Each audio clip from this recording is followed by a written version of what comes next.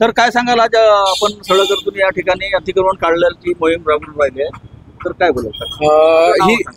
मी युगल कुमार उल्हासराव दडेमल, कर व प्रशासकीय अधिकारी, नगरपंचायत सळकर्जुनी।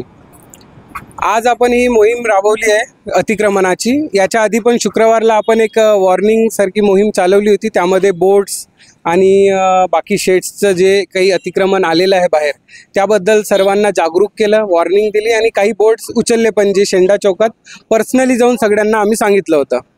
त्यानंतर आता सोमवारला, कालच्या दिवशी पण आम्ही अतिक्रमणाची मोहीम राबवली आहे।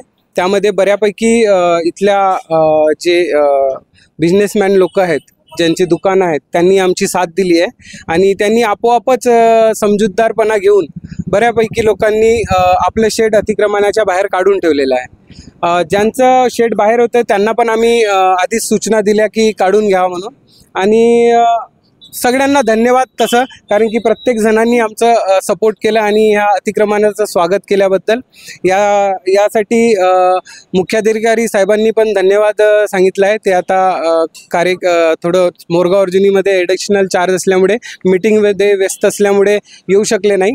तर सगळ्यांना धन्यवाद आणि अशीच आपल्याकडून अपेक्षा राहील की अतिक्रमणाचं जे आमची मोहीम आहे त्याला साथ द्यावी पुढे जाऊन। आणि जो आम्ही एक लाईन निश्चित केली आहे 40 फुटाची, तर 40 फुटाच्या समोर परत अजून तुम्ही आणू नका, कारण की आमची ही मोहीम परत सुरू राहणार आहे। त्यामध्ये आम्ही जप्तीचं बोर्ड वगैरे ते सुरू ठेवणार आहोत आपण।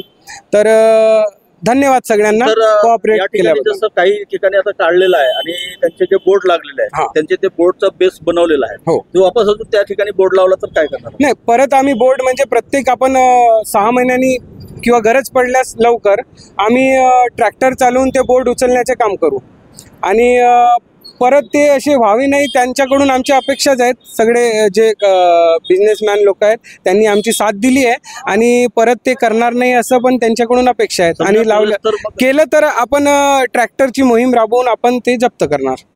AGM न्यूज 24 करिता अनिल मुनीश्वर।